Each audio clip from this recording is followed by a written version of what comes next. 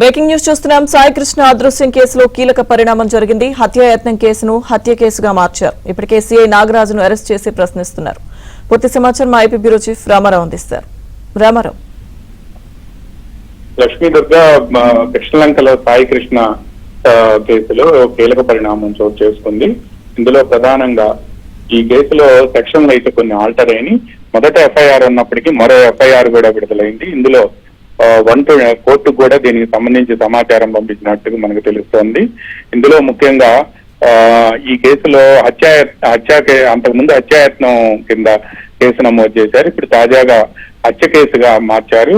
103(1) అంటే బిఎన్ఎస్ఎస్ లో 103(1) అంటే ఇది హత్య కేసు, హత్యా నేరం. ఇది దీని కింద మార్చారు. అదే విధంగా 127(4) అంటే రాంగ్ఫుల్ కన్ఫైన్మెంట్, 5 రోజుల కంటే ఎక్కువగా అక్రమ నిర్బంధం చేసి హింసిస్తే దీనికి సెక్షన్ వర్తిస్తుంది. 127(6) అంటే రాంగ్ఫుల్ కన్ఫైన్మెంట్ తో పాటు హింసించారు అంటే మాత్రం ఈ సెక్షన్ ఇచ్చేశారు. అదేవిధంగా 238 అంటే కీలకమైన సాక్ష్యాధారాలను ధ్వంసం చేసే ప్రయత్నం చేయటం.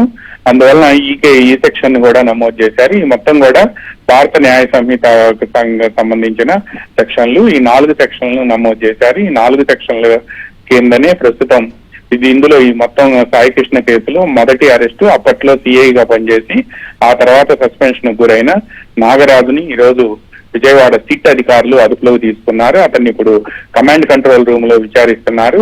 మరి కొద్దిసేపట్లో ఆసుపత్రికి తీసుకెళ్లి ఆసుపత్రిలో వైద్య పరీక్షల అనంతరం ఆయన్ని ఈ రోజు కానీ లేకపోతే ఈ రోజు రాత్రికి కానీ లేకపోతే రేపు ఉదయం కానీ కోర్టులో హాజరు పెట్టే అవకాశాలు కనిపిస్తున్నాయి. లక్ష్మీ దగ్గర. Okay, thank you Ramarao.